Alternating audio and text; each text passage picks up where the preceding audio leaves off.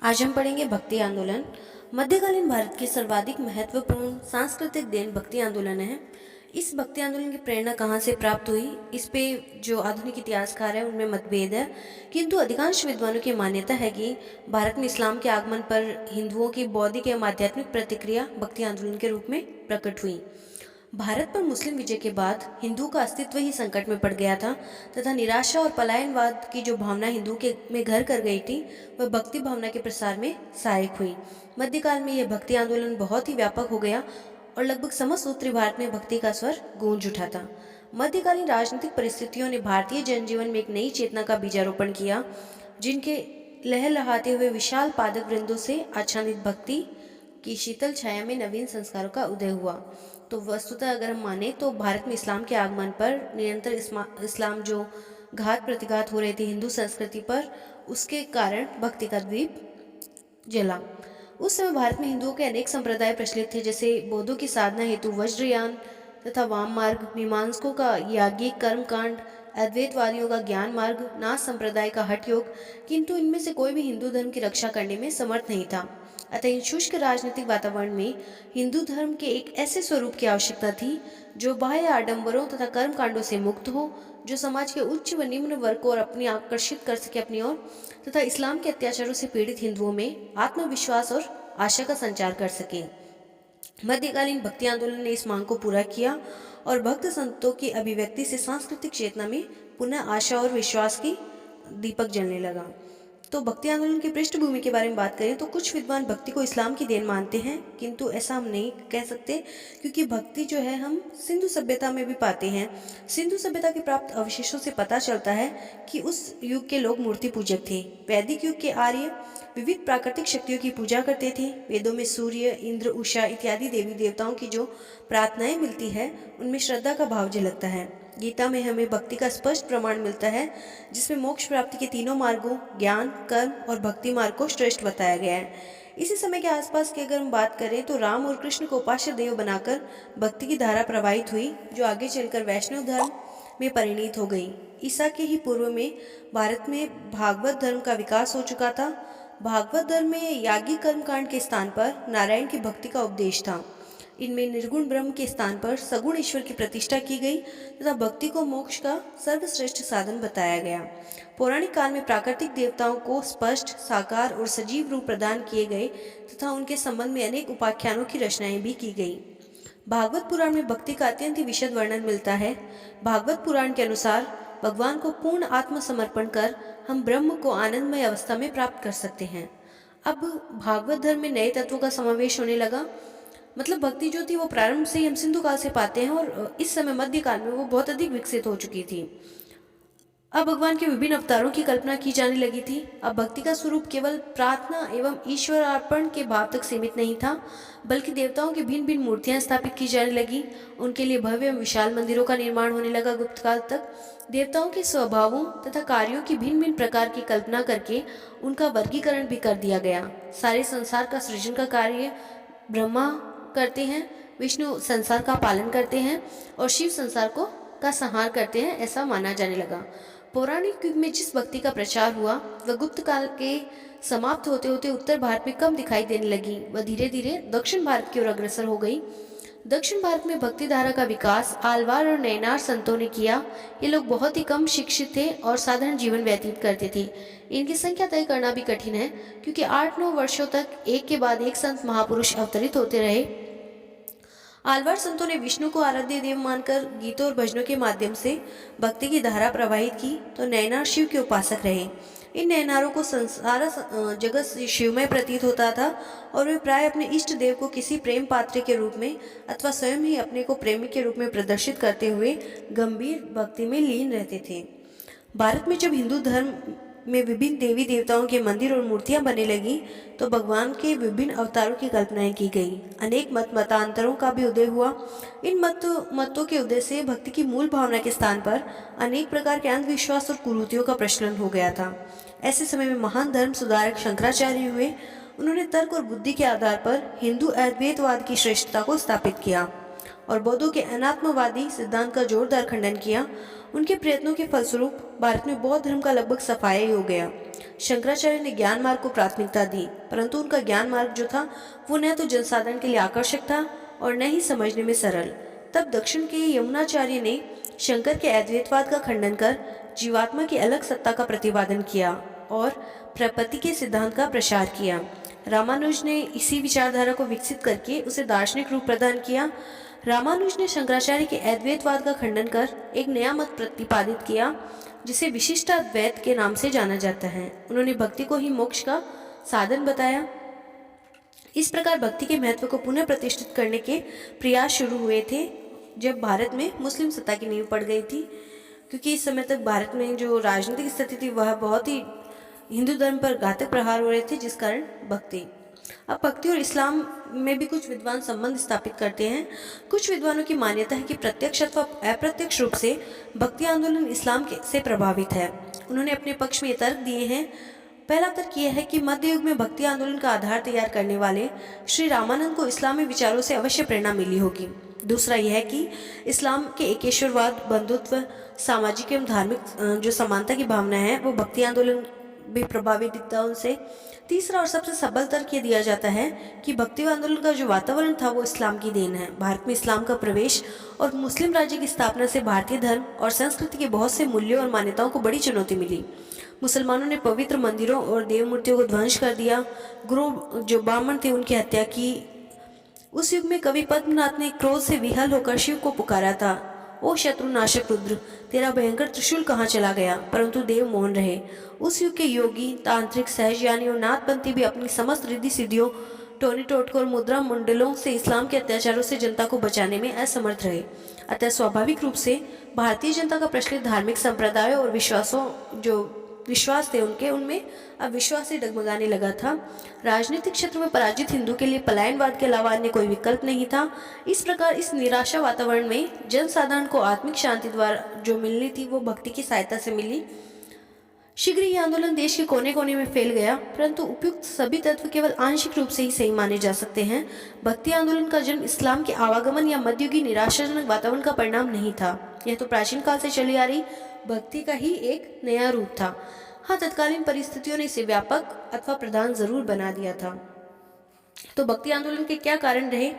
दिल्ली के मुस्लिम शासकों के निरंकुश एवं संकीर्ण शासन के अंतर्गत हिंदुओं को राजनीतिक, धार्मिक एवं सामाजिक सुविधाओं से वंचित हो जाना पड़ा, क्योंकि अधिकांश मुस्लिम शासकों ने तो उन्हें अपनी प्रजा ही नहीं माना। परिणाम स्वरूप वे अपने ही देश में विदेशी बन गए। उनसे सख्ती के बजाय सख्ती से जब जजिया वसूल किया गया, धार्मिक कर वसूल किए गए, जिससे कि उनकी जान माल और इज्जत भी सुरक्षित नहीं थी। उनके लिए न्याय के द्वार भी बंद थे। उनके मंदिरों और मूर्तियों को नष्ट किया जा रहा था। उन्हें बलात् मुसलमान बनाने के प्रयास किए जा रहे थे। ऐसी स्थिति में पीड़ित हिंदू जनता ने ईश्वर को पुकारना शुरू कर दिया। वे उनकी भक्ति में डूबकर अपने दुख दर्द जो थे वो भुलाने लगे। इस मनोवृत्ति से भक्ति आंदोलन को बल मिला और वह शीघ्र ही समूचे उत्तरी भारत में फैल गया। मुसलमानों के भारत में बस जाने के बाद हिंदू मुसलमानों में धीरे धीरे सामाजिक संपर्क का विकास हुआ। सांस्कृतिक क्षेत्र में विचारों का आदान प्रदान हुआ। इस नए वातावरण में दोनों तरफ से सुधार नेता थे, दोनों में समानता एवं एकीकरण की आवश्यकता का अनुभव किया गया। भक्ति आंदोलन इसी का परिणाम है। सूफी संतों ने जिस उदारता, सहिष्णुता और प्रेम से एकेश्वरवादी इस्लाम का प्रचार किया, उससे जो हिंदू विचारक थे वो भी प्रभावित हुए। उन्हें भी कई अच्छी बातें इस्लाम की लगी जिनको उन्होंने अपनाया। हिंदुओं में अपनी धर्म को बुराइयों और आडंबरों से दूर रखने की इच्छा जागृत हुई। भक्ति आंदोलन इसी भावना का परिणाम है। और अंतिम कारण, इस्लाम के बढ़ते हुए प्रसार को रोकने के लिए हिंदू धर्म को जनवादी बनाना आवश्यक हो गया था। इसके लिए हिंदू धर्म में सुधार भी आवश्यक थे, क्योंकि अब तक गुप्त काल से लेकर अब तक हिंदू धर्म में कई आडंबर, अंधविश्वास प्रचलित हो गए थे, जिससे धर्म की ही क्षति हो रही थी। निम्न जातियों के लिए मोक्ष के द्वार खोलना जरूरी था, क्योंकि वे भी इस्लाम की ओर आकर्षित हो रहे थे। मूर्ति पूजा, बहुदेववाद के स्थान पर निराकार एकेश्वरवाद की पूजा व उपासना का प्रचलन आवश्यक था। इस प्रकार हिंदुत्व में एक सुधारवादी लहर उठी, जिससे भक्ति आंदोलन का रूप ले लिया। इस प्रकार यह आंदोलन तत्कालीन परिस्थितियों की उपज था। हिंदू मुस्लिम के मध्य सामाजिक धार्मिक भाईचारे का प्रतिपादन करने की इच्छा भी इसमें देखी जाती है। भक्ति आंदोलन में भक्ति का स्वरूप क्या था? भक्ति आंदोलन ने जिस भक्ति पर जोर दिया था उसका स्वरूप सरल एवं पवित्र था। उसका कोई धर्म ग्रंथ, पुरोहित और कर्मकांड नहीं था। भक्ति मार्गी संत बहुदेववाद के विरोधी थे। वे एकेश्वरवाद में विश्वास रखते थे और राम, कृष्ण, शिव, करीम, रहीम, अल्लाह आदि को एक ईश्वर का रूप मानते थे। अधिकांश संत थे उन्होंने मूर्ति पूजा का भी विरोध किया था, परंतु सभी ने एक स्वर से जाति पाति का विरोध किया और ये घोषित किया कि कोई भी व्यक्ति भक्ति के माध्यम से मोक्ष प्राप्त कर सकता है। तो ये एक भक्ति आंदोलन की सबसे बड़ी देन है कि उसने जाति पाति से ऊपर उठकर सामाजिक समानता के आधार पर मोक्ष के द्वार सबके लिए खोले। उनका कहना था कि भक्त को पूर्ण निष्ठा, त्याग एवं श्रद्धा के साथ ईश्वर की भक्ति करनी चाहिए और उसके साथ एकाकार होने का प्रयास करना चाहिए। उनकी मान्यता थी कि ईश्वर किसी स्थान विशेष में नहीं रहता, बल्कि वह प्रत्येक व्यक्ति के अंतःकरण में निवास करता है और केवल भक्ति के माध्यम से ही उससे संपर्क किया जा सकता है। इसके लिए भक्त को शरीर और मस्तिष्क से सभी विकारों को मुक्त करना जरूरी है और मार्गदर्शन के लिए एक सच्चे गुरु का होना भी आवश्यक है।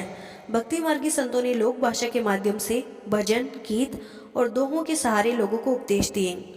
अब भक्ति आंदोलन के प्रवर्तक संत कौन कौन थे, तो उनमें सबसे पहला नाम आता है रामानुजाचार्य का। रामानुजाचार्य को मध्ययुगीन भक्ति आंदोलन का जन्मदाता कहा जाता है। उनका जन्म 1016 ईस्वी में श्रीरंगम के आचार्य परिवार में हुआ था। प्रारंभिक शिक्षा के बाद उन्हें कांजीवरम के यादव प्रकाश के पास वेदांत की शिक्षा के लिए भेजा गया। अध्ययन काल में वेद की रचनाओं का अर्थ निकालने में अपने गुरु से उनका मतभेद हो गया और उन्होंने स्वतंत्र रूप से अपने विचारों का प्रसार करना आरंभ कर दिया।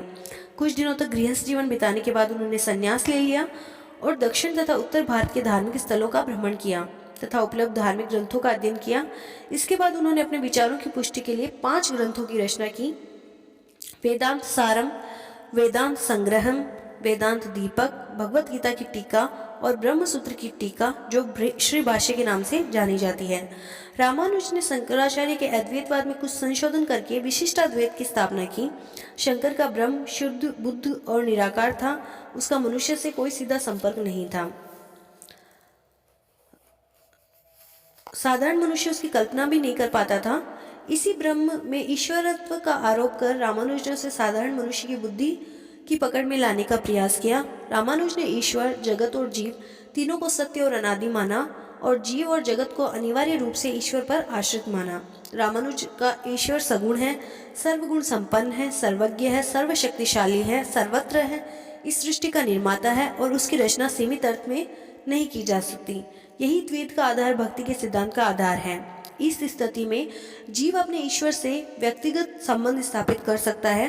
रामानुज ने प्रपत्ति मार्ग भी बतलाया। मोक्ष प्राप्ति के लिए मार्ग अधिक सरल है, क्योंकि इसमें न ज्ञान की आवश्यकता है, न ही विद्याभ्यास की और न ही योग साधना की। ईश्वर में पूर्ण विश्वास कर उसे पूर्ण आत्मसमर्पण देकर उसे प्राप्त किया जा सकता है और यह मार्ग सब संप्रदायों के लिए खुला हुआ है। इससे लाखों शूद्र और अंतर्जियों के लिए भी हिंदू धर्म में आशा की किरण का संचार हुआ। अब उन्हें धार्मिक और आध्यात्मिक संतोष के लिए दूसरा मार्ग ढूंढने की आवश्यकता नहीं रही। दूसरे प्रमुख आचार्य निम्बार्क। रामानुज ने विष्णु भगवान की आराधना का प्रसार किया तो निम्बार्क ने श्री कृष्ण का। उनका जन्म मद्रास प्रांत के वेलारी जिले में हुआ था। वे रामानुज के समकालीन थे और उन्हीं की भांति शंकराचार्य के अद्वैतवाद का उन्होंने खंडन किया। निम्बार्क जो थे मध्य मार्गी थे, अर्थात वे द्वैतवाद को भी मानते थे और अद्वैतवाद को भी, इसलिए इनका सिद्धांत जो है द्वैताद्वैतवाद कहलाया। इनके अनुसार जीव और ईश्वर व्यवहार में भिन्न है, किंतु सिद्धांत अभिन्न है। अपने इसी मत के आधार पर उन्होंने राधा कृष्ण की भक्ति प्रतिपादित की। उनके अनुसार कृष्ण के प्रति प्रेमपूर्ण भक्ति और आत्मसमर्पण की भावना से मोक्ष की प्राप्ति हो सकती है। उनके मत को सनक संप्रदाय भी कहा जाता है। सनक संप्रदाय में शरणागति का भाव तो स्वीकार्य था, परंतु ध्यान योग को अधिक महत्व नहीं दिया गया। निम्बार्क का कृष्ण के सभी अच्छे गुणों से युक्त तथा सभी विकारों से परे हैं। उनका अवतारवाद में विश्वास था। उन्होंने नैतिकता के नियमों के पालन पर भी जोर दिया। अन्य संत है माधवाचार्य। माधवाचार्य का जन्म 1197 में कन्नड़ जिले के उडुपी नगर में एक ब्राह्मण परिवार में हुआ था। अपनी शारीरिक शक्ति के कारण वे भीम समझे जाते थे। युवावस्था में ही उन्होंने संन्यास ले लिया। वे भी रामानुज की भांति विष्णु के उपासक थे। उन्होंने वेदांत के निर्गुण ब्रह्म के स्थान पर विष्णु की प्रतिष्ठा की। वह अद्वैत के स्थान पर द्वैतवाद में विश्वास रखते थे। माधवाचार्य में वाद विवाद करने की अद्भुत क्षमता थी। अपने विचारों की पुष्टि के लिए उन्होंने देश के विभिन्न भागों का भ्रमण किया और अनेक विद्वानों को शास्त्रार्थ में पराजित भी किया।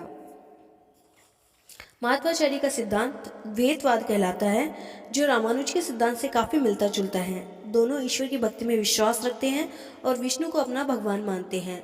अंतर केवल इतना है कि माधवाचार्य जो है वो जीव और जगत को ईश्वर से सर्वथा भिन्न मानते हैं। उनके विचार से अन्य सभी तत्व ईश्वर से भिन्न होते हुए भी उस पर आधारित है। केवल ईश्वर को ही वो ईश्वर की अपनी ही स्वतंत्र सत्ता है, अन्य किसी की नहीं है। उनका ईश्वर सर्वगुण संपन्न है और उनका संपूर्ण ज्ञान मानव शक्ति से परे है। ज्ञान द्वारा ईश्वर की प्राप्ति संभव नहीं हो सकती, उसकी प्राप्ति केवल भक्ति से ही हो सकती है। इसके लिए निष्काम कर्म, उचित गुरु का मार्गदर्शन और ईश्वर की उपासना आवश्यक है। सबसे प्रमुख भक्ति आचार्यों में जो गिने जाते हैं वो है रामानंद, रामानुज, निम्बार्क, माधवाचार्य ने भक्ति मार्ग की प्रेरणा दी, परंतु फिर भी अभी तक यह कार्य जो मार्ग था अधिक लोकप्रिय नहीं हो रहा था। रामानंद ने भक्ति मार्ग को लोकप्रिय बना दिया। राम भक्ति को प्रसारित करके उसे जन धर्म बनाने का श्री गणेश भी रामानंद ने ही किया। प्रमाणों के अभाव में उनका जीवन काल निश्चित करना बहुत कठिन है, परंतु बहुत से विद्वानों के अनुसार उनका जन्म 1299 ईस्वी में प्रयाग के एक अन्य कान्यकुब्ज ब्राह्मण परिवार में हुआ।